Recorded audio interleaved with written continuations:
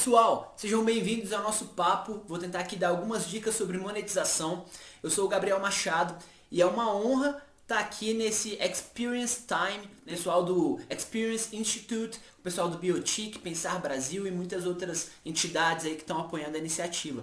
Agradeço muito pelo convite, Mona Lisa e o pessoal do DCE. É uma honra estar aqui com vocês. E a minha ideia hoje é conseguir trazer algumas dicas práticas, né, para que você consiga implementar na tua ideia e que com isso vocês consigam ter bons resultados, né, com esse programa. Mas mais do que isso até, eu queria dizer que meu comprometimento é com te gerar valor, né, ou seja, fazer a diferença na sua vida para que esses conceitos sejam absorvidos de fato e que você carregue eles para toda a sua vida. Se você fizer isso, eu não tenho dúvidas que você vai ter muito mais resultado prático, conquistas, né, na vida real. E eu acho que iniciativas como essa são muito interessantes porque impactam muito a vida das pessoas, né? E de alguma maneira move a gente a, de alguma forma, querer se mexer, se movimentar, enfim, buscar recursos, alternativas, conteúdo, conhecimento. E sempre que isso acontece, a gente acaba saindo sempre melhor do que começou. Pessoal, vou me apresentar rapidinho, eu sou o Gabriel Machado, eu sou especialista em vendas, já falo sobre essa temática e já atuo praticamente com isso há mais de 10 anos. Trabalhei em grandes empresas, trabalhei na AmCham, na Câmara Americana de Comércio, durante 5 anos, que foi onde eu iniciei minha carreira, foi onde realmente eu me vi assim, dentro de uma grande escola profissional, principalmente uma escola de vendas. Primeiro porque eu tive grandes desafios reais, práticos ali, de uma cultura de negócios muito pautada, né, na meritocracia americana, né, metas, indicadores, performance, tudo isso tinha que acontecer. Então aprendi muito disso na prática, foi muito rico. E porque eu tinha acesso a grandes empresas a nível mundial e nacional, empresas como Coca-Cola, Rede Globo, Grupo Abril, Laboratório Sabin, IBM, enfim. E lidar com os gestores dessas empresas ampliou muito meu repertório, porque eu comecei a ver grandes desafios serem enfrentados por pessoas comuns. E isso, assim, aumentou muito a minha autoestima de querer buscar mais isso também e começar a resolver problemas reais. E é isso que vocês estão fazendo, afinal de contas. Vocês estão na posição de resolver problemas reais para alguém, para alguma empresa, para alguma instituição. E para falar de monetização, a gente vai ter que falar de algo que vocês estão, na verdade, em busca de descobrir uma maneira de fazer com que essa geração de valor, né, se transforme em algo que seja rentável, que seja viável financeiramente. Ou seja, a monetização, no final das contas, é o quanto vocês conseguem, ou seja, desenvolver um plano ou uma lógica para que vocês consigam produzir riqueza, dinheiro, investimento com esse negócio. Então, por isso que é uma etapa tão importante desse processo todo. Eu trouxe aqui algumas ferramentas mais práticas, que eu acho que são muito ricas, são muito interessantes, ajudam muito, né, a gente a simplificar, porque eu acho que quando a gente simplifica, fica mais claro, fica mais fácil de absorver. Então a minha ideia é simplificar e também a minha ideia é que vocês tentem aplicar esses conceitos na ideia de fato, né, de maneira crítica, porque aí realmente vocês vão passar por uma etapa de validação talvez um pouquinho melhor. Também vou te pedir a gentileza de me acompanhar lá nas redes sociais. Me segue no @rockstardasvendas no Instagram. Esse carinhoso apelido eu ganhei recentemente, mas é por defender que o mundo do rock and roll e o mundo das vendas tem muito em comum. E porque eu acredito que o arquétipo de vendedor de alta performance, aquele que chega realmente em excelentes resultados, ele tem que ser o de criar experiência, de não simplesmente tentar ter um cliente, mas sim converter ele em um fã. Então vai ser uma honra te ter por lá, inclusive durante o programa. Se você tiver qualquer dúvida, me manda um direct, me manda uma mensagem que na primeira oportunidade, com muito carinho, prometo te responder. Vai ser uma honra te ter por lá. E a gente tem que conceituar uma coisa muito importante para falar de monetização. Conceituar isso para a gente começar a embasar todo o pensamento sobre qual é a forma de criar um plano para que isso seja rentável, dê dinheiro, faça sentido para quem está investindo. Pessoal, e vocês podem ter toda a ideia do mundo que é o seguinte, olha como é que funciona a lógica mais ou menos de um negócio. Um negócio, para ele acontecer, ele vai demandar investimento. Muitas vezes esse investimento ele vai se dar de várias formas diferentes. Ele pode se dar por meio de dinheiro, ou seja, olha, eu vou colocar dinheiro neste negócio para que vocês consigam criar, ou que alguém, ou que eu mesmo crie uma infraestrutura para que no futuro ele me dê outro retorno financeiro maior, ou retorno de alguma outra coisa, mas algum retorno ele tem que dar. Mas ele também pode ser um investimento de tempo, né? Pode ser um investimento de ter que parar para resolver coisas do negócio, fazer reuniões, pensar em ideias e tudo mais. E pode ser também um investimento de energia, né? Eu passo muitas horas conectado com isso, que também é tempo, né? Mas aí de um tempo bem aplicado do negócio, eu pego uma parte que realmente demanda mais. Então tudo isso é uma forma de investir no negócio. E mensurar isso realmente é um grande desafio, porque muitas vezes a gente não consegue ter tantos elementos tangíveis assim. Então, para falar de monetização, a gente vai falar de criar um plano para que eu mostre que a ideia ou que o meu ponto de vista é viável, faz sentido. É disso que se trata monetização. Então a gente vai pensar, né, nesse plano de como mostrar, e eu vou trazer algumas ferramentas que vão ajudar vocês a refletirem mais. É claro que talvez essas ferramentas não vão te mostrar, olha, você precifica desse jeito, como algo engessado. Mas são algumas ferramentas que já vão dar um norte e ancorar o posicionamento de vocês. Bom, a primeira delas é entender a questão do preço, né? O preço, de fato, é, né, a unidade monetária que está escrito no final do produto quando ele chega no seu cliente final. É basicamente isso. Então é quanto eu estou disposto a pagar dentro de uma unidade financeira pela troca de alguma coisa, de uma solução, de um produto, de um serviço. É basicamente isso. Valor já é uma coisa totalmente diferente. É o quanto eu percebo que aquilo fez a diferença na minha vida. Então, mais uma vez, para falar de geração de valor, a gente tem que falar de fazer a diferença, e essa diferença ela tem que ser percebida pela outra pessoa. Se você perceber isso, você vai perceber que você já vai conquistar muita cooperação na sua vida. Claro, não só perceber isso, mas se você conseguir realmente utilizar métodos para gerar valor na sua vida, para as pessoas às quais você se relaciona, você pode ter certeza que você vai conseguir conquistar mais cooperação no que quer que seja. Por quê? Vou dar um exemplo aqui clássico, né? Eu até brinco dizendo que as pessoas, né, todos nós somos vendedores. Porque no final das contas, estamos vendendo nossa visão de mundo, estamos vendendo uma ideia, estamos vendendo, né, numa entrevista de emprego. Cara, numa entrevista de emprego você está se vendendo. Você está mostrando no final das contas ali, né, o quanto você é capaz de gerar valor para aquela empresa ou para aquela pessoa que está te contratando. É basicamente isso uma entrevista de emprego. Qualquer coisa diferente disso, cara, você pode ter confundido as coisas. É claro, é um processo humanizado, é um processo que tem que saber quem você é, se você vai ser feliz, ou pelo menos em tese deveria ser assim, mas é muito legal mostrar isso, porque numa entrevista de emprego você entende, olha, eu estou tentando convencer, eu estou num processo de convencimento de que, cara, eu faço sentido, né? Ela é melhor comigo do que semigo, eu diria mais ou menos assim. Então esse conceito de gerar valor é muito interessante. E o recrutador ou a pessoa que está ali contratando, ela vai te contratar se ela tiver capacidade, né? Obviamente se for um bom profissional fazendo esse processo, de diagnosticar que você de fato faz a diferença naquela empresa, naquela organização, ou pode tornar aquela organização melhor. Isso é gerar valor, ou seja, se ela perceber que você gera valor, a chance de você ser contratado é muito alta. E a gente também vai falar do lado, né? A gente vai ver algumas técnicas aqui para a gente conseguir gerar valor, ou seja, ver que a gente faz a diferença, mas além disso, a gente conseguir demonstrar que a gente faz a diferença. E o primeiro, na verdade, a primeira imagem que eu queria trazer para vocês é essa imagem aqui dos 3 pilares, que são 3 pilares filosóficos. Vou deixar aqui. Esses 3 pilares são 3 pilares platônicos. É basicamente o seguinte: considere no seu modelo de negócios tudo aquilo que está comprometido com o bem, tudo aquilo que está comprometido com o belo e tudo aquilo que está comprometido com o justo. Por que eu gosto de falar isso? Porque isso é uma forma muito simples de você tentar posicionar, né, a sua ideia como uma ideia que te incentiva a continuar investindo nela. Primeiro, porque ela está comprometida com o bem. O bem, ele é um pilar que tem que fazer a diferença para melhor. Você tem que pensar assim, cara, com essa solução no mundo, o mundo em algum grau, mais simples que seja, ele é melhor. Ele não gera mais dano. Então, se ele está comprometido com o bem, é uma ideia que, em tese, vale a pena ser investida.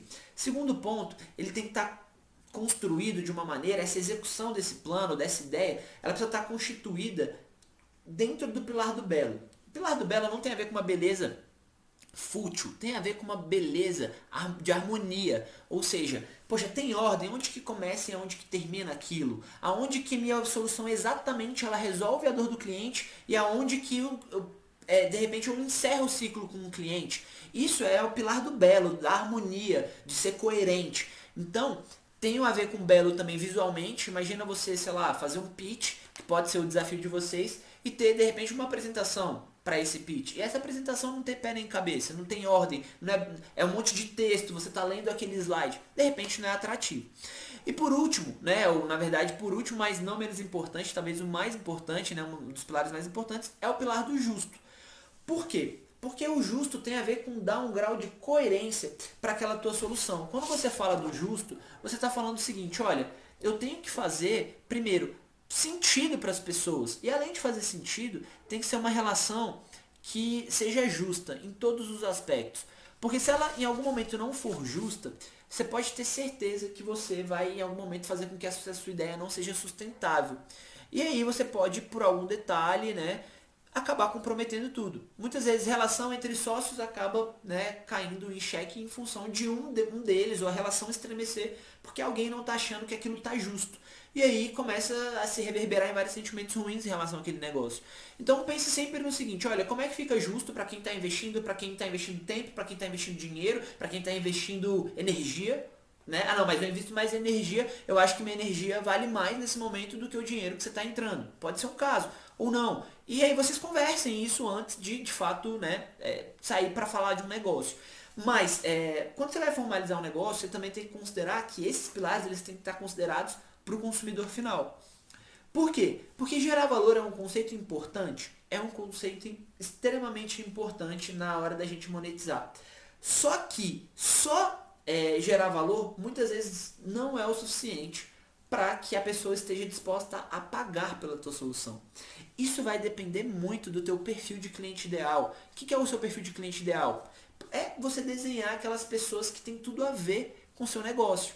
Ou seja, pessoas que quando você consegue perceber que você resolve um problema, você de fato consegue ver o quanto você afasta uma pessoa de uma dor ou você aproxima ela de um prazer. No final das contas, a gente vai chegar nesses dois motivadores.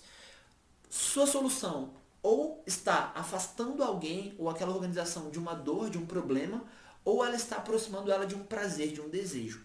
E o quanto esse prazer e esse desejo é forte para que as pessoas ou alguém, ou exista algum modelo que acredite que este negócio ele consegue ser monetizado, ele consegue ser rentável, ele consegue fazer sentido do seu ponto de vista financeiro. Se você conseguir matar essa equação, basicamente você está no caminho certo. Então, inclusive, essa compatibilidade de ser justo na hora de precificar é importante para que a sua solução seja um sucesso. Muitas vezes as pessoas falam, poxa, resolve a minha vida. Nossa, mas eu tenho que pagar tanto por isso para resolver um pouquinho a minha vida que, não vou comprar não, é melhor eu ficar com a dor. E aí você não soluciona o suficiente. Então essa equação ela precisa ser muito bem pensada. E aí para falar de precificação agora, né, eu vou falar de uma ferramenta aqui, na verdade, de 3 técnicazinhas que eu percebo as pessoas fazendo, tá? Então, nesse canto aqui, vocês vão perceber o seguinte. Primeiro, precificação impositiva, que é com base em custo. Precificação restritiva, baseada em mercado. E por último, precificação estado da arte, que é uma precificação baseada em valor. Vamos lá. Primeiro pilar ali, precificação impositiva, baseada em custo. Tem a ver com o seguinte. Primeira coisa que é considerada na hora de formar, né, o preço é o custo. Tá? O que é o custo, pessoal? O custo é tudo aquilo que está envolvido na construção do produto. E essa é uma, às vezes, dúvida ou, na verdade, confusão que a gente faz. Custo e despesa, né? Claro que isso é uma coisa aí, quem estudou administração sabe que isso é uma coisa extremamente básica, mas para quem não é, às vezes você está estudando, é de um outro curso, mas quer se envolver no desafio, então vale a pena aqui conceituar, que é o seguinte, custo e despesa são coisas diferentes. Despesa, isso conceitualmente é quase como se fosse o seguinte, custo é tudo aquilo que está envolvido na produção do produto. Então tudo aquilo que é necessário para que aquele produto exista é custo. Agora, muitas vezes numa empresa ou num negócio, numa ideia, eu tenho despesas que são necessárias para alimentar outras coisas, mas não o produto em si. De alguma forma o negócio ou para projetar a ideia. Vou dar um exemplo aqui. Às vezes eu posso lá na hora de fazer a planilha financeira de uma empresa, e mais uma vez eu estou falando aqui não como um especialista em precificação, tá? Porque essa não é a minha especialidade, então vou falar até mais de monetização do ponto de vista de tornar a ideia atrativa e aí, obviamente, o quanto que você consegue enaltecer essa percepção de valor, e eu acho que eu vou falar muito mais sobre essa ótica, mas estou dando algumas pistas de como é que vocês conseguem fazer essa boa precificação.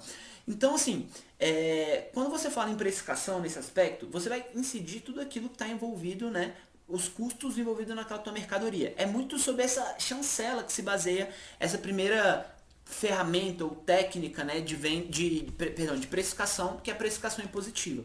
Ou seja, ela vai entender o seguinte, o que está envolvido ali? Vamos supor, para ter uma lanchonete, eu vou entender o seguinte, olha, eu vou ter que ter o custo do sanduíche, de um sanduíche, por exemplo. Eu vou ter que botar o pão, eu vou ter que colocar ali, enfim, queijo, vou colocar presunto, vou colocar alface. Tudo isso, o presunto vai me custar alguma coisa, a fatia de queijo vai me custar alguma coisa, pão vai me custar alguma coisa. E isso é o custo que eu tenho, né, daquela mercadoria.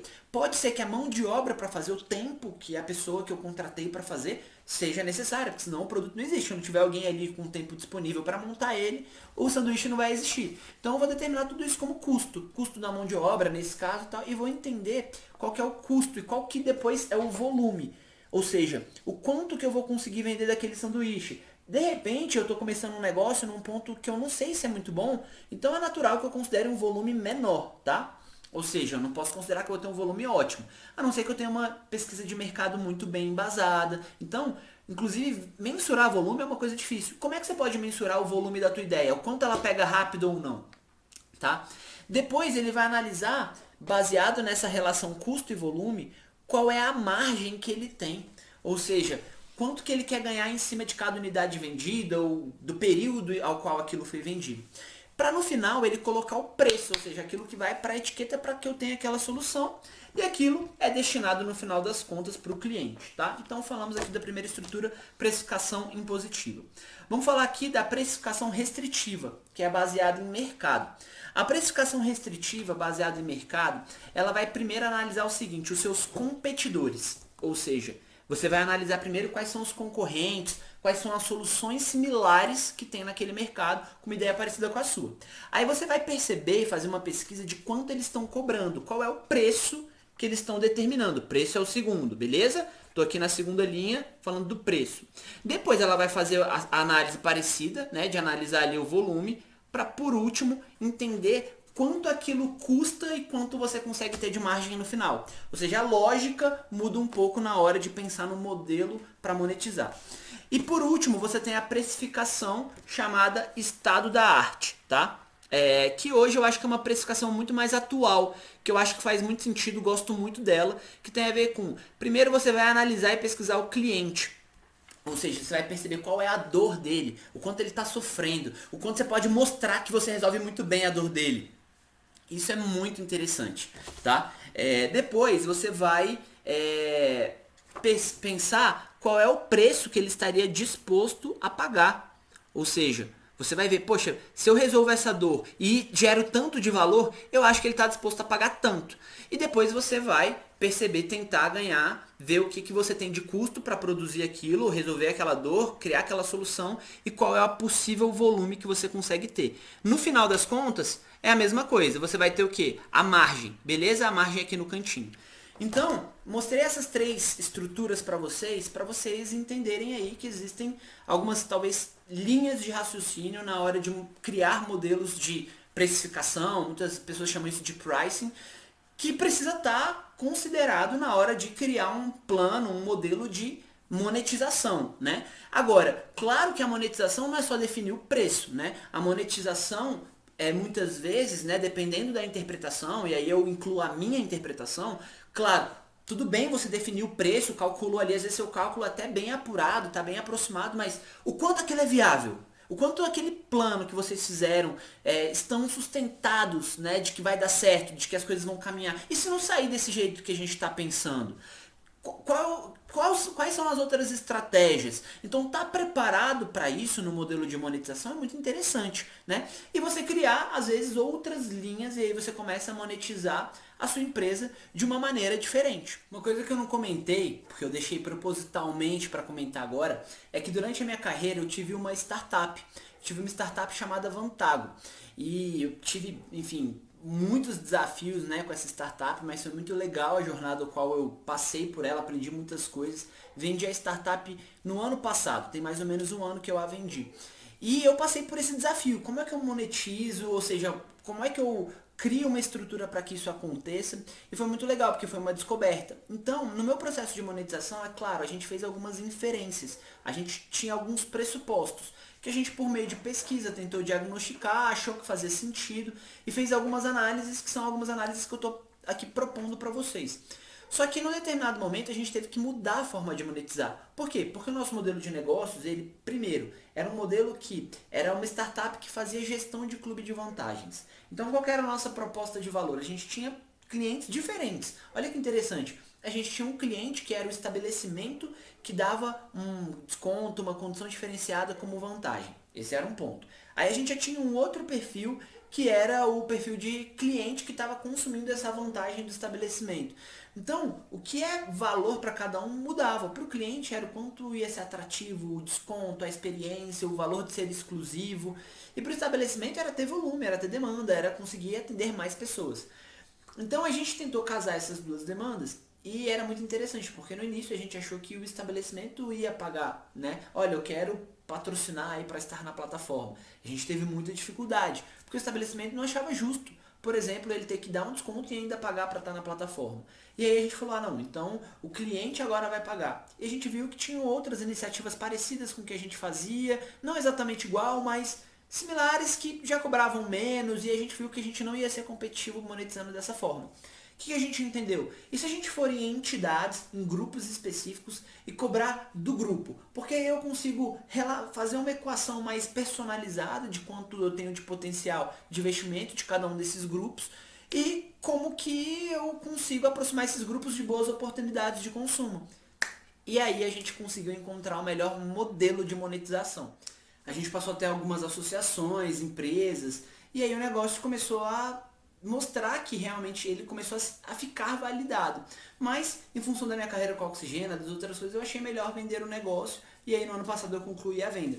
Mas foi uma descoberta, a gente tinha alguns pressupostos que poderiam ter sido, a meu ver, hoje até melhor validados na época, mas que a gente foi testando e acertando muito na prática. Agora, é muito legal você também gerar valor no teu negócio mostrando a capacidade que ele tem de ganhar usuário, de reter público, né? Mais ou menos a história do WhatsApp. Vamos lá, o WhatsApp é uma história muito interessante. Eu mesmo não paguei nada para ter no meu celular, aposto que você também. No entanto, eu acho que em 2016 o Facebook comprou por, salvo engano, 16 bilhões de dólares. Então, o que eu pergunto, assim, o que eu gosto de trazer é, putz, o que gerou valor no WhatsApp para ele valer 16 bilhões de dólares? Eles precificaram, né, de alguma maneira, seja porque tem dados, tem informação, tem outras coisas que geram valor ali. O seu negócio, a sua ideia, o que ela tem que gera valor, que faz a diferença. Essa diferença, quanto mais latente ela for, né, mais ela mostra que ela é capaz de repente, ser investida, ou de você poder cobrar algo por ela, né? Ou quanto mais você aproxima as pessoas de um desejo, de um prazer, mais você consegue fazer com que seu plano de monetização seja interessante. Só que a gente não pode esquecer de aprender uma coisa muito legal, de fazer uma análise que eu gosto bastante, que é a análise das 5 forças de Porter. Né? Essa análise, né, na escola de administração realmente ela é muito bem discutida, muito bem falada, né? Muito também quando a gente fala de marketing e tudo mais, mas é importante trazer ela aqui com um olhar muito prático para o negócio. Por quê? Porque isso vai mostrar alguns pontos de atenção que te ajudam a mostrar que seu negócio é mais competitivo, ou eles acendem um alerta para te mostrar que ou você vai ter que se reinventar no seu modelo de monetização, ou de que de repente não, você está no caminho certo. Vamos nessa. As 5 forças de Porter são essas aqui. A primeira força de Porter que você tem que analisar, na verdade não tem uma certa regra, mas eu gosto de analisar a do meio, tá? Rivalidade entre concorrentes. Vou explicar para vocês mais ou menos o que é isso. É a velha, né, concorrência. Que é você analisar o mercado, que vai desde a parte de precificação, o que está incluso na entrega. O que eu gosto muito é de criar a jornada do cliente, né? Se você tem uma solução, que você tem um concorrente direto, uma solução similar, analise a jornada do outro cliente e veja quais são os pontos de interação, aonde ele entrega mais valor, quais são os pontos que chamam mais atenção. Isso é muito importante. No finalzinho eu também vou mostrar para você uma ferramenta de curva de valor que ajuda a gente a ter algumas percepções importantes. Então, o que a sua concorrência está fazendo? Como é que você se posiciona em relação a ela? Não só de ter um preço mais baixo, mas de repente seu preço tem que ser mais alto porque você entrega mais valor e você consegue ter uma boa camada de clientes. É bem por aí. Outra coisa que é importante você analisar, além do que a concorrência tem feito, como é a jornada com o cliente, quanto eles cobram, é interessante você mostrar o seguinte, analisar o seguinte, o poder de barganha dos fornecedores. Talvez, como você tem uma relação aí, às vezes por algum viés de pensar numa questão que torne a empresa mais competitiva, isso é importante de você analisar. Por quê? Porque às vezes a solução da empresa que você está querendo resolver, a dor que você resolve, o projeto que você está criando, muitas vezes ele vai estar sendo desenvolvido para uma empresa que está dentro de uma cadeia. E aí, às vezes, você vai ver que ela é dependente de fornecedores para que o produto, para que o nível de competição dela aconteça. Então, eu vou dar um exemplo clássico que eu já percebi que na história da Cacau Show já aconteceu. De, por exemplo, né, no início do negócio, eles terem percebido que na época de Páscoa, as fabricantes, né, de cacau, chocolate mesmo, da matéria-prima para que eles façam os chocolates, doces, bombons, cara, ela é realmente muito demandada no país todo. Então, os pedidos, eles acontecem aí, se duvidar, com cerca de 6 meses de antecedência para que você possa produzir. Ou seja, olha que loucura, você depende de um fator externo. E, de repente, por alguma questão, como outro dia aconteceu aqui na cidade, eu não vou falar o nome do restaurante não, mas eu estava conversando com um gestor de um restaurante aqui da cidade, especializado em frutos do mar. E lá a gente estava falando sobre questão de precificação, né? O modelo de monetização dele. E ele falou que o prato-chefe, né? Desculpa, o prato que era o carro-chefe deles, estava ficando mais caro, isso estava impactando muito eles, porque o fornecedor, como fornecedor de qualidade, estava tendo muita dificuldade, né, em conseguir manter uma política de preços competitiva para ele comprar matéria-prima, porque tinha tido uma temporada ruim de camarão, não tinha tanto camarão ofertado. Logo, o pouco que tinha que ser repassado para os restaurantes mais caros. Olha como que um detalhe pode impactar seu modelo de monetização. Nesse caso, obviamente, está impactando diretamente o preço. Mas isso é uma coisa que você precisa considerar. Então, olhar o preço de barganha dos seus fornecedores é muito importante, né? Se você está no mercado que é difícil você conseguir um preço competitivo, às vezes você está no mercado que é tão concorrido que só grandes players têm um preço competitivo, então você vai entrar para brigar com um grande player sem condições, né, de preço para competir. Pode ser um risco, então é importante você colocar isso no teu plano, né? Assim como se você às vezes percebe, olha, que tem ótimos fornecedores. Cara, assim, eu tenho muitos fornecedores, eu não vou ficar na mão de ninguém, eu não vou ficar refém de um mercado específico. Isso pode ser um ótimo diferencial competitivo para a tua ideia. Depois você tem que ver o poder de barganha dos clientes. Por quê? Porque o poder de barganha dos clientes, ele também sofre um impacto muito forte. Seja porque aquilo que você está vendendo agora você entrou no mercado, daqui a pouco naquele mercado, várias outras empresas entraram. Vou dar aí o exemplo da Uber. A Uber entrou como pioneira, né, bebendo água limpa, logo depois você começou a perceber outros concorrentes. Você teve o pessoal da 99, Easy Taxi e por aí vai, né? Que de alguma maneira entram, às vezes não conseguem também performar naquele mercado, mas que de alguma maneira tem que trazer a política de preço, né? Acaba sendo um pilar que acaba sendo muito disputado ali. Por quê? Porque você tem o poder de barganha do cliente. Agora ele pode comparar com outros players. Então isso é uma coisa que você tem que analisar. Inclusive é uma das outras forças, né, que nesse caso impactou na barganha dos clientes, mas tá aqui, ó, ameaça de novos entrantes. Aqui, é esse post-it aqui do lado. O que seria a ameaça de novos entrantes? É o seguinte, eu estou entrando num mercado que é fácil entrar, qualquer pessoa entra nele. Porque pode ter um mercado que seja difícil entrar, né? E aí você fala, mas eu tenho condições porque eu conheço alguém, ou porque alguma porta se abriu, ou porque eu tenho acesso a uma matéria-prima que às vezes é escassa. Tudo isso pode embarrear a entrada no mercado. Mas às vezes tem mercados que eles realmente é muito fácil você entrar. Então você pode ver, por exemplo, sei lá, explosão de food trucks que a gente teve aqui há alguns anos na cidade. Era um mercado que não era tão complexo assim de entrar. Então muita pessoa acabou entrando nisso. Tem pessoas hoje que vivem de delivery. Tem pessoas hoje que vivem simplesmente cozinhando, né, numas estruturas mais simples, vendendo via iFood. Então, por exemplo, esse modelo talvez ele não seja um modelo tão difícil de entrar. Então eu tenho que pelo menos considerá-lo, porque eu posso estar sofrendo uma ameaça porque entrou um concorrente no mesmo segmento que eu. Como é que eu me diferencio dele? E isso é uma coisa importante de estar no seu plano aí de negócios, né? E principalmente quando você for falar de monetização, você precisa considerar ele. E Por último, ameaça de produtos substitutos, que seria o seguinte, seria um produto para substituir um outro.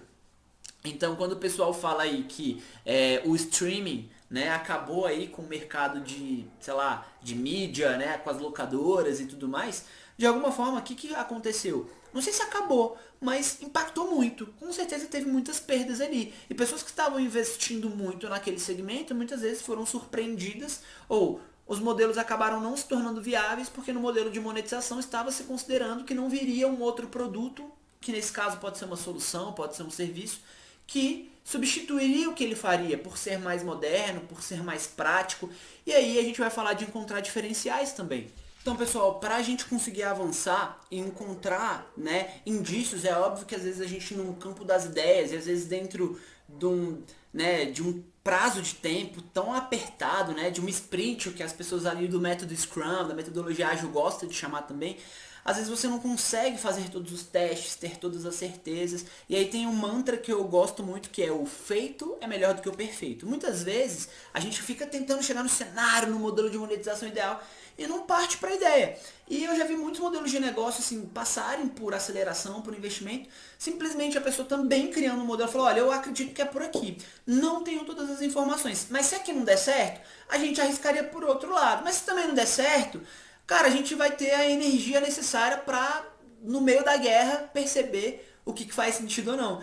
E essa postura muitas vezes é bem percebida pelo mercado, que é uma postura muito genuína, muito transparente. Então, assim, a gente, óbvio, não vai ter todas as certezas do mundo, sempre existe um risco.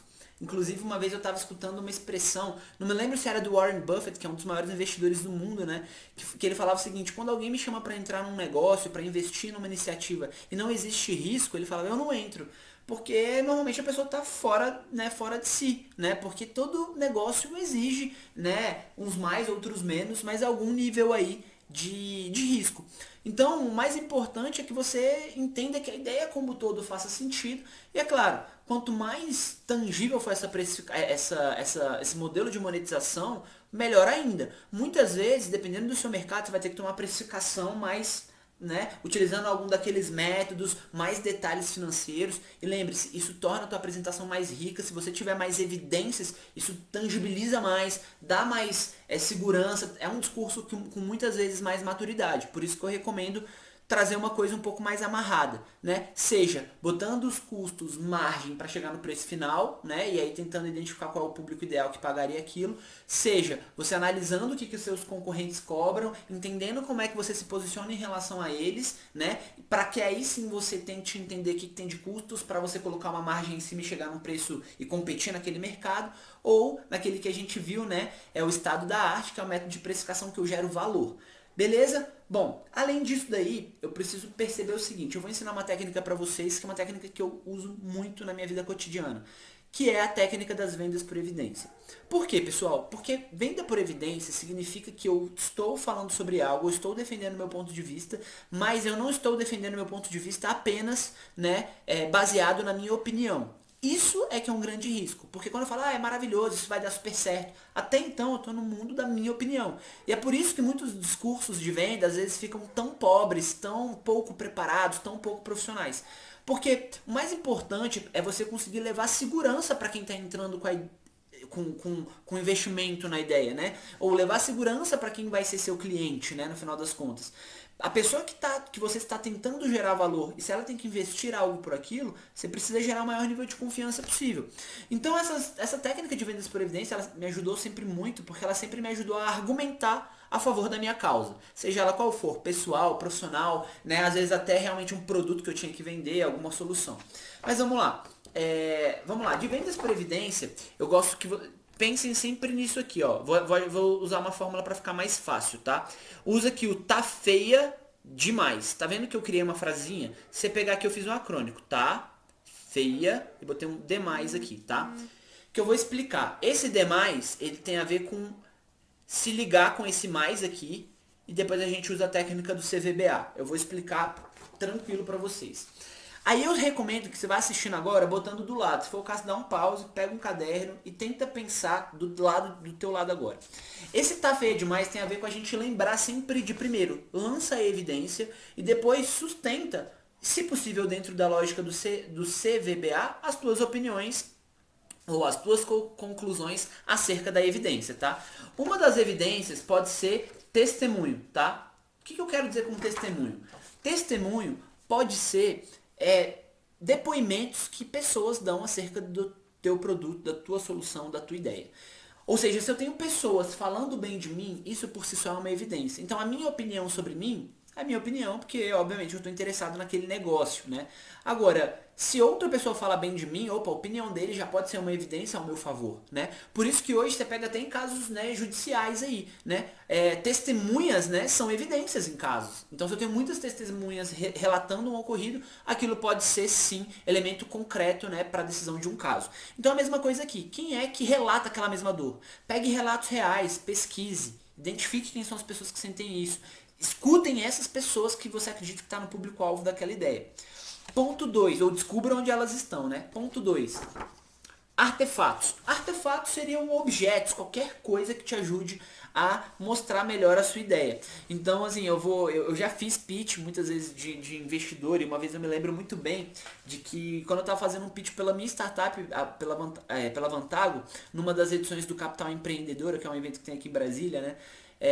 Foi interessante, porque eu utilizei um artefato, que foi um cartão de crédito Black. Esse era um artefato que me ajudava a transparecer melhor o recado e a mensagem da minha ideia. E é claro, esses artefatos, quando a gente fala de monetização, mostre como é que você pode usar isso para potencializar a sua ideia. Lembre-se que para você transformar a sua ideia em desejo, né, ela também precisa ter um quê de caramba. Isso tem uma novidade, você tem que embalar ela muito bem. Então os artefatos eles são utilizados principalmente para mostrar evidências. Como por exemplo, você pode fazer o seguinte, né? Você pode pegar, como eu vi uma campanha publicitária outro dia, que dava um prato para as pessoas, sendo que acho que 25% do prato, né, 20 ou 25% do prato era cortado. Então era um prato, parecia que ele estava quebrado, mas ele era tirado. E um restaurante fez uma ação. O que era aquilo? Era um artefato, as pessoas acharam estranho, perguntaram o que o prato estava assim, era uma campanha contra o desperdício de alimentos. E aí, quer dizer, não lembro nem se era o restaurante participou da ação, mas eu não lembro de quem era a campanha. E as pessoas foram ficando impactadas. Por quê? Porque elas perceberam que eles tiraram 25% do prato, que é o que as pessoas colocam no prato quando vão se servir e muitas vezes não comem. Essa era a média de desperdício. Percebe como tangibilizar isso no objeto faz com que você perceba mais valor naquilo? Então pensa, como é que você pode, por meio de artefatos, potencializar melhor o seu discurso, mostrar uma comparação ou uma relação melhor, né, na hora de você mostrar como é que está a sua estratégia de monetização ou como a sua ideia gera valor e faz a diferença na vida das pessoas. Depois a gente tem aqui o F de fatos. Fatos é tudo aquilo que, cara, é incontestável, né? É algo que realmente não tem como a gente contra fatos, não há argumentos. Então, eu posso, por exemplo, ter um fato de que, olha, há 5 anos esse mercado se comporta dessa forma. Ou nos últimos 3 anos esse mercado cresceu tantos por cento. Isso é uma forma de ancorar as minhas opiniões acerca da minha ideia naquele mercado. Então, você pode utilizar alguns fatos, né? Como, por exemplo, há quantos anos aquilo acontece, desde quando você percebeu aquela ideia, tudo isso pode ser bem interessante, tá? Estatística. Estatística é muito legal, eu gosto muito de usar. São dados crus. Por exemplo, já viu aquela propaganda da Oral-B? 9 a cada 10 dentistas recomendam Oral-B. Isso é o que? É uma evidência de que vale a pena você investir na Oral-B, né? Então, eu recomendo muito que você encontre estatísticas vinculadas, obviamente, ao mercado, para você ver que ou que você vai mostrar que existe uma oportunidade ali, ou que é um mercado de fácil entrada pela análise, né, das forças de Porter, e que existe uma fatia de market share, né, de pedaço que você consegue morder ali, alguns clientes que você vai captar, e é claro, sempre tentando mostrar no seu modelo de monetização a relação investimento, seja ele de tempo, energia ou dinheiro ou financeiro, e retorno. Então, se você conseguir provar que existe aquilo, poxa, de repente você tem um excelente mercado para investir, tá? Então, é muito importante que você faça isso. Estatisticamente, você mostrar como aquele mercado se comporta, como que existe uma oportunidade ali, isso é muito legal, tá? Ou de uma pesquisa de mercado que você mesmo produziu, tantas pessoas falariam que pagariam ou já pagaram por coisas parecidas. Isso ajuda a sustentar seu ponto de vista. Depois tem os incidentes. Incidentes são episódios e casos anteriores que já aconteceram. Incidentes são muito legais. Eu gosto muito de contar incidente quando eu vou tentar passar por um processo de venda. Olha, inclusive teve uma empresa que investiu nesse segmento com essas mesmas características e eles tiveram tais resultados. É quase como se eu analisasse o específico para fazer uma inferência sobre o particular. Então, quais são os incidentes que mostram que o modelo de monetização de vocês está correto? Quais foram os outros modelos de negócio que fizeram um parecido e deram certo? Usa isso que vai ajudar seja no teu pitch, seja no amadurecimento da ideia ou da solução que você estiver propondo. Depois, analogias. Analogias são uma forma de tentar transparecer a sensação de valor, né? Ou seja, uma comparação com outro universo. Ou seja, uma analogia poderia ser assim, olha, esse produto, essa ideia é o Big Mac da sua empresa. O que você está dizendo quando você faz essa inferência? Uma analogia. E por último, demonstração, tá? Ou seja, você vai conseguir transmitir a sua ideia se você conseguir demonstrar, simular, criar. Pode ser um protótipo, pode ser assim. Eu sei que essa questão de demonstração, eu não sei qual foi a palestra que eu estava assistindo, acho que foi do fundador da Get Ninjas, que ele falou que no início, né, que ele é uma plataforma que aproxima profissionais de soluções, né, de pessoas que estão precisando de freelancers, né, prestadores de serviço e tal. Ele falou que no início a equipe dele, olha o protótipo do cara, né, a equipe dele recebia lá um aceite pelo aplicativo, a equipe dele procurava nas páginas amarelas, né, e depois dava a resposta e fazia a intermediação. É claro que é uma solução muito mais precária do que eles tinham de interesse no final, mas eles conseguiram validar a ideia, pelo menos, por um modelo mais simples. Eles falaram, olha, eu consigo pegar uma demanda e distribuir do outro lado por um chamado via aplicativo, por um chamado mais simples. Eu consigo fazer esse serviço, essa curadoria desse serviço. É possível. Agora, aí depois eles descobriram como levar a tecnologia para aquele lado, como tornar isso viável tecnicamente. Mas foi uma forma de validar a demanda, logo o modelo de monetização. E aí, o que eu acho interessante? Você levar depois, né, para sustentar ainda mais, né, as tuas opiniões, né, pautadas aqui, ó, pelo CVBA, que são, seguir mais ou menos a lógica de características, né, características da sua solução, ou seja, quais são as características? Olha, é uma solução que vai demandar 12 meses de implantação. É uma solução que tem um ciclo muito rápido. Em um mês, em 30 dias, a gente consegue implementar. É uma característica dessa solução que eu estou propondo, da minha ideia. Qual é a vantagem de demorar 30 dias? Pô, a vantagem de demorar 30 dias é que a gente vai conseguir ver o resultado logo de curto prazo, né? Assim, daqui pouco tempo a gente já viu os resultados que essa nossa ideia impactou no negócio. E quais são os benefícios disso? Olha, os benefícios são, enfim, de ter o maior resultado no menor curto prazo de tempo. E por último, os atrativos. Atrativo tem relação, tem uma questão de quase que fazer um julgamento sobre algo que você percebeu. Que é basicamente o seguinte, logo ela é mais atrativa porque ela é mais rápida, ou porque ela é mais barata, ou porque ela é única. Percebe? Então, mostra no final qual é o atrativo que você tem, que é esse julgamento comparado com as evidências, logo o diagnóstico que você fez com as características, vantagens e benefícios, e logo depois, por que é atrativo? Por que ela é a melhor ideia? Por que ela tem, qual é o diferencial que ela tem em relação a outras? O quanto aquela ideia implementada vai fazer a diferença? Isso tem que ficar claro nessa relação, para você, obviamente, criar em cima um plano de monetização. Outra coisa importante para você colocar nesse plano de monetização, ou pelo menos eu diria que se você conseguir congregar isso lá, você vai potencializar e tornar ele mais rico provavelmente, e consequentemente fazer com que sua ideia seja melhor percebida no final das contas, é utilizar um método que eu vou mostrar para vocês, que é um método de criar, desenvolver metas, né? Que seria, são na verdade assim, quase como se fossem âncoras, né? Um possível caminho para você estruturar uma meta, para que essa meta esteja coerente no seu plano, porque fica mais fácil de você organizar dentro do seu plano de monetização como é que esses objetivos financeiros podem ser concretizados dentro do negócio, dentro da ideia, e com isso fazer com que a ideia seja bem monetizada. Então, eu quero ensinar para vocês, eu vou mostrar para vocês aqui uma definição de OKR. OKR é a sigla para Objectives and Key Results. O OKR ele surgiu na década de 90, se não me engano, na Intel, né, por um cara que desenvolveu esse método chamado John Doerr. Ele criou essa forma, simplificou pra caramba, para ficar fácil com que as pessoas se guiassem por metas, por indicadores. Porque isso era uma forma de mensurar e monitorar melhor os resultados. E no final das contas, pessoal, o que você vai ter que mostrar é que sua ideia gera valor e ela produz resultado. E o resultado, se você traduzir ele numa forma de ganhar dinheiro, você fez isso bem, você monetizou bem. Então vamos lá.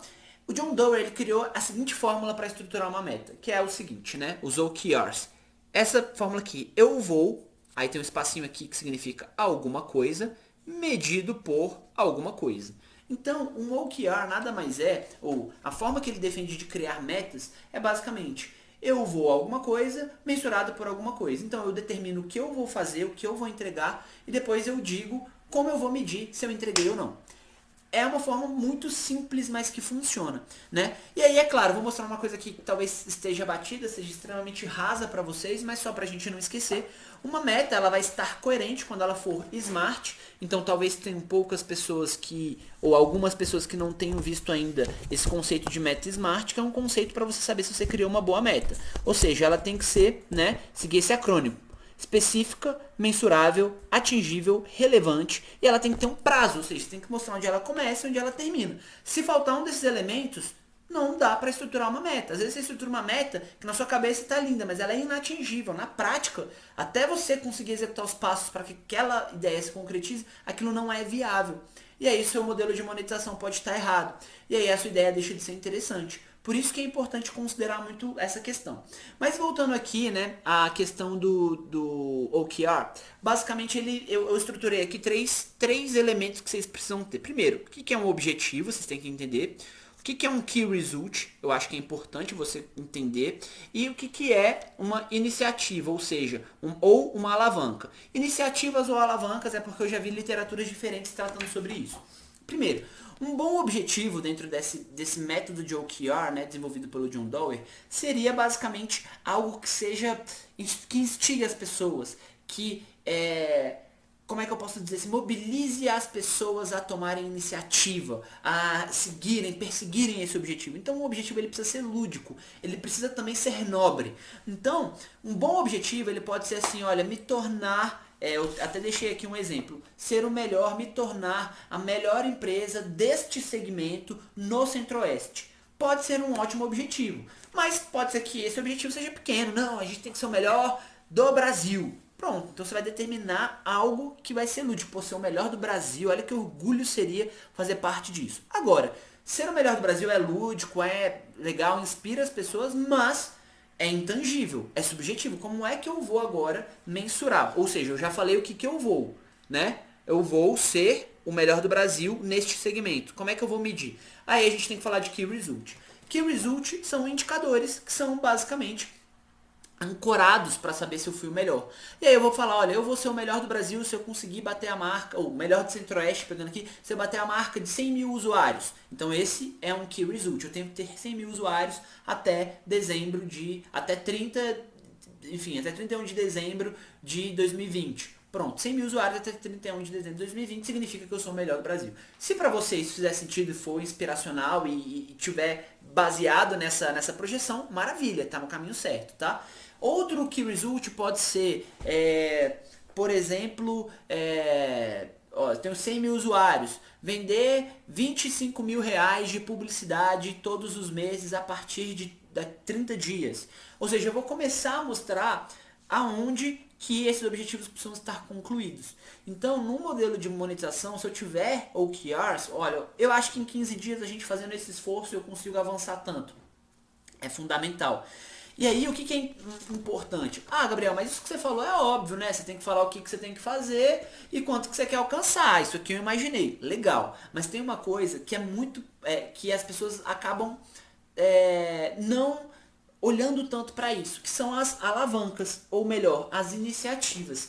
Se você tiver uma boa percepção, um bom senso crítico, tiver investigado bem o problema, tiver mergulhado bastante na sua ideia, pesquisado, né, não ir só no achismo, provavelmente você vai conseguir ter um bom senso crítico sobre como criar iniciativas compatíveis com os resultados que eu quero ter. E aqui você já está falando de criar um plano de ação. Ou seja, digamos assim, eu vou pensar, poxa, essa ideia é maravilhosa, mas eu quero ser o melhor do Brasil, mas para ser o melhor do Brasil eu tenho que ter 100 mil usuários. Para ter 100 mil usuários, eu vou ter que fazer alguma coisa. O que eu vou fazer?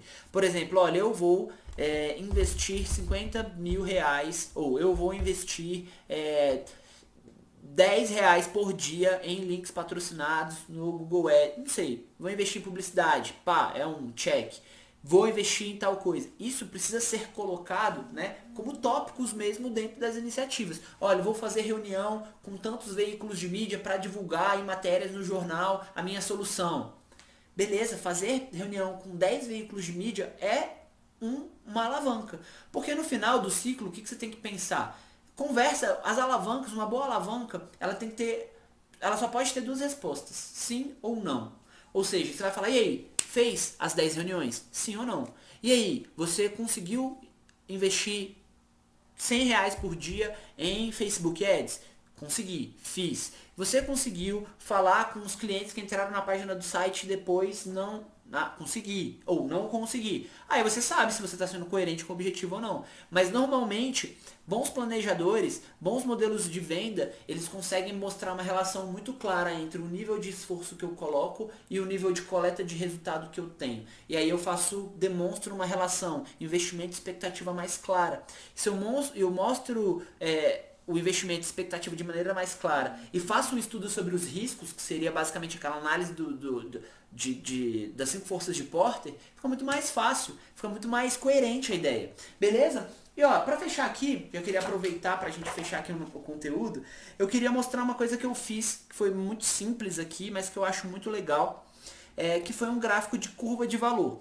Eu vou explicar como é que eu coloquei isso aqui, né? Mas é só pra você entender aqui, eu vou explicar depois o gráfico, tá? Que é mais ou menos isso aqui. O que eu fiz? Só para você dar uma olhada. Eu fiz um gráfico de curva de valor. Eu coloquei aqui do lado baixo, médio e alto, que é uma escala que você pode aferir de 0 a 100%, ou vou dar notas de 1 a 10, tá? E aí você coloca aqui. Eu fiz de um cliente que eu atendo, que é o pessoal da Chili Beans. Eu mostrei como é que a marca se posiciona para gerar valor para o público final. Ou seja, o que a gente viu? A gente fez a jornada de alguns atributos de valor. Preço, aqui preço, status, né? A gente colocou aqui atendimento, garantias, né? A gente colocou aqui muitas coisas legais, né? Além de questões ali mais tangíveis, como temas, né? A gente colocou ali produtos licenciados, novidades, o quanto é exclusiva essa marca. E aí a gente fez o seguinte, isso ajudou a gente a entender como a Chili Beans se posiciona para aí sim criar um modelo de monetização em cima. Então a gente basicamente fez o seguinte, a gente colocou aqui, deu notas, né? Na verdade, claro que aqui a gente fez de uma maneira mais simples, baixo, médio e alto, e a gente criou 4 perfis de concorrente, botamos aqui do lado. Então tem a Chili Beans, a Ray-Ban, a gente colocou as multimarcas, que são marcas aí que vendem várias, né, de vários perfis, e por último a gente colocou feira. Por que a gente colocou feira? Porque tem um concorrente indireto, bem ou mal, é o produto que vem da feira. Seja porque o óculos é importado da China e não tem marca nenhuma, ou porque é pirataria. Acaba, no final das contas, muitas vezes impactando. Então, vamos lá. No primeiro quesito, o que a gente fez? Olhou o quesito aqui, por exemplo, preço. O que eu percebi? Só para vocês entenderem aqui como é simples. Eu percebi o seguinte, preço. Vamos lá, como é que a Ray-Ban se posiciona em preço? A Ray-Ban tem um preço, cara, alto. É 500, 600 reais. Pessoal, tô falando de preço alto, não tô falando caro e nem barato, tá? Só para vocês verem a diferença. Caro e barato tem uma diferença clássica. Por exemplo, caro e barato tem que ser relativo a alguma coisa. Há uma relação de percepção de valor. Por exemplo, um dia, isso é um caso real. Um dia eu fui almoçar no restaurante e aí eu pedi um cafezinho expresso. O café era R$6,90. Quando chegou a conta, as pessoas olharam, caramba, R$6,90 o café, mas era um café expresso, era um café de uma marca, poxa, conhecida. Cara, aquele café me deu energia, me fez me sentir melhor ali e tudo mais. Depois do almoço, voltei para trabalhar, fiquei produtivo. Então, beleza. Foi um café que me deu muito prazer em tomar e ele me ajudou em certa instância.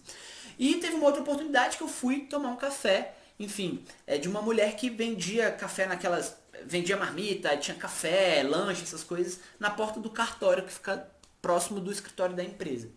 E aí eu fui, sobrou R$1, que eu fiz uma problema no cartório, e falei, vou tomando um cafezinho. Ela pegou aquele café da térmica, colocou num copinho de plástico. No primeiro gole, cara, aquilo foi horrível.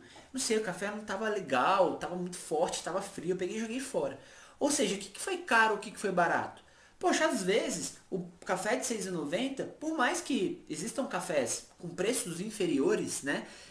Foi um café que teve um preço justo, né? Me fez bem, resolveu o problema. O café de R$ 1 nesse caso é que foi caro, porque no primeiro gole eu joguei fora.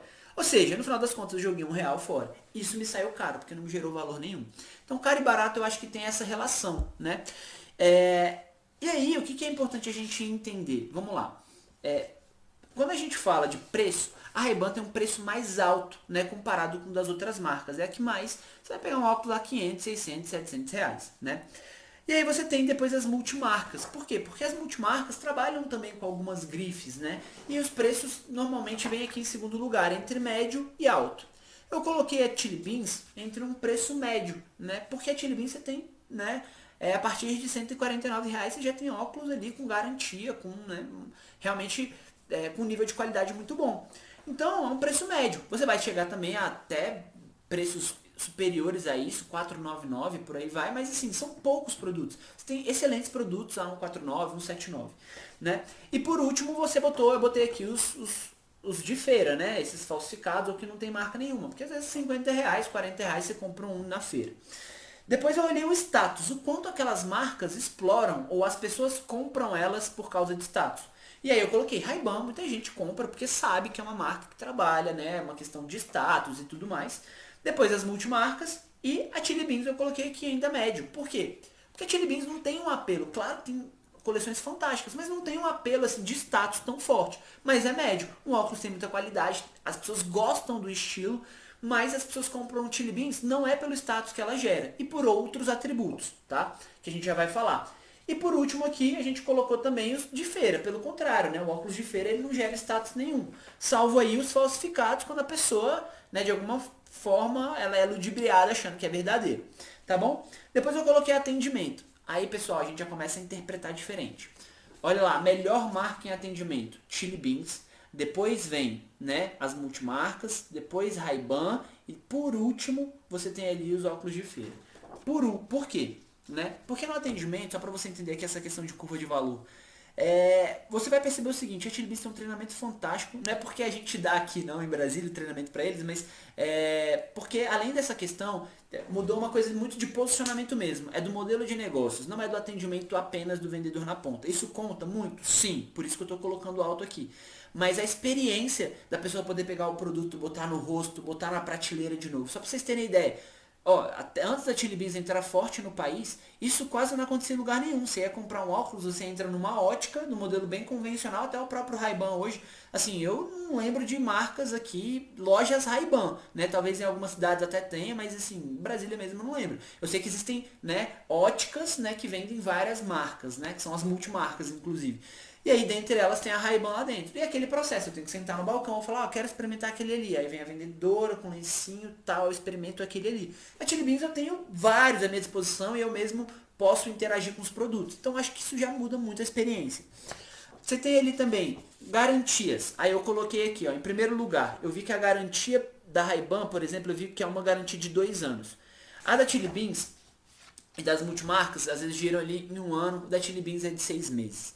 Por quê? Contra basicamente os mesmos produtos. Então a Chili Beans é muito boa, só não é de 2 anos, mas uma coisa que eu vi que é interessante é o seguinte, a Chili Beans, por exemplo, tem uma garantia 15 dias caso você não goste. As outras marcas, por exemplo, só tem uma garantia no que tange né, os erros, os defeitos de fabricação mesmo. E a Chili Beans, além desses, escolheu, olha, eu vou ter menos tempo nos de fabricação, até porque, cara, 6 meses é mais do que o suficiente para você diagnosticar um defeito de fabricação, ou provavelmente eles estudaram e viram que né? Mas eu vou dar 15 dias para se a pessoa não tiver tido defeito nenhum, mas ela não gostou, ou ela saiu uma vez, duas e sentiu que não ficou legal com ela, ela pode voltar aqui e trocar. Cara, isso já é um mega diferencial que as outras marcas não têm. Então, eu posicionei eles aqui, né, como segundo na escala. Depois você tem aqui, ó, tema e história. Olha como é interessante. A única marca que trabalha um tema, uma temática, um conceito nos produtos é a Chili Beans. Nenhuma das outras marcas. Então a Chili Beans, isso eu acho que talvez seja um dos principais, É uma marca que se diferencia de todas as outras, ela vai na contramão no que tange. Olha, eu não vou vender um produto por status, mas eu vou tornar mesmo assim esse produto desejável, porque ele vai ter uma história tão foda, tão interessante, tão legal por trás, que as pessoas vão gostar dele. Então, esse contraste com o mercado faz com que a Chili Beans hoje seja líder, e inclusive, só a título de curiosidade, é o lugar que é o único lugar do mundo em que uma marca de óculos vence a Ray-Ban. Então isso pra mim é um orgulho inclusive nacional, né? A gente tem um bom case de negócios, né? E aí tem outras coisas, novidade. Então a Chili Beans tem novidade, toda semana sai. Gente, estou aqui para fazer merchan da Chili? Não, a minha intenção não é essa. Mas é porque eu peguei um estudo de caso que eu conheci de forma mais profunda, que eu acompanhei, que eu analisei, que eu atendo, que está dentro aqui da minha rede de relacionamento. E eu criei essa curva de valor, é claro, que eu criei de uma maneira bem caseira, tá? Mais uma vez, está aqui, tá? Cada uma dessas bolinhas a gente coloca aqui os atributos, né? E como cada empresa se posiciona na escala. Depois a gente cria uma reta, né? Uma curva, né? Vai ligando os pontos, né? E o que é interessante disso é porque existe uma forma, inclusive, mais legal de você produzir isso. Você pode escolher, olha, para cada atributo eu vou dar nota de 1 a 10, de 1 a 5. E eu vou posicionar na escala, por exemplo, se os preços forem de tanto a tanto, é porque tem um preço mais acessível, então ela pontua mais. Mas não tem a garantia, então pontua menos. E aí você vai dando notas. E aí depois você faz a média de todas as notas. Porque aí fica claro se o seu posicionamento gera valor para um público, tá mais razoável, tá ranqueando bem. Isso já te ajuda a ter uma noção se tem algum ponto ou alguma oportunidade de gerar valor. O Cirque du Soleil, por exemplo, tem um caso muito legal. Joga no Google, Cirque du Soleil, curva de valor. Você vai perceber que eles fogem do perfil do circo tradicional por uma questão de escolha. Isso ajuda a criar um modelo de negócio e, por sua vez, a monetização. Olha, eu não vou ter animais. Por exemplo, no circo tradicional, muitas vezes tem macaco, tem animais, né, o domador de leões e tal. O Cirque du Soleil falou, eu não quero colocar animais, mas eu vou colocar em contrapartida uma coisa, vou explorar mais saltos ornamentados, sei lá. E outros circos tradicionais têm talvez menos isso. Então, nessa composição, você vai entendendo e conseguindo definir melhor o teu público-alvo, ou seja, sua persona, o público que você está querendo definir, e vai conseguir ver o quanto ele está disposto a pagar por isso. Então, pessoal, gratidão mais uma vez por você ter ficado até aqui. Espero que essas ferramentas tenham te ajudado a fazer uma boa síntese, a entender de uma forma geral como que você pode ter ferramentas para ajudar a precificar, e que vai envolver também gerar valor e para você conseguir criar uma ideia ou plano de monetização. Tem muito a ver também com descobrir canais, por quais canais você pode vender e o quanto você pode vender. Então assim, monetização, precificação são assuntos bem extensos, mas eu acredito que deu para fazer uma boa síntese aqui. Qualquer coisa você me encontra lá no @rockstar das vendas. Obrigado por ter ficado até aqui, a gente se vê.